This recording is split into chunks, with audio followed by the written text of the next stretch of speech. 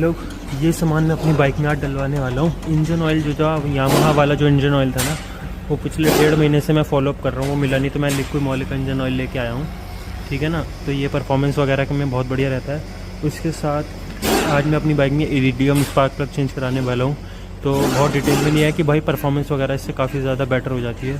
तो ये iridium spark plug change होगा। उसके साथ ये हमने एक फ्लशर लिया है, जो पुराना वाला जो इंजन ऑयल डला हुआ है बाइक में, उसके साथ डाल के उसको थोड़ा सा करके साफ़ और डिकार्बनाइज हो जाएगा, मतलब बाइक साफ़ करके। और उसमें जब ये वाला इंजन ऑयल डलेगा तो उसके साथ हम ये मॉस 2 का शूटर डाल देंगे।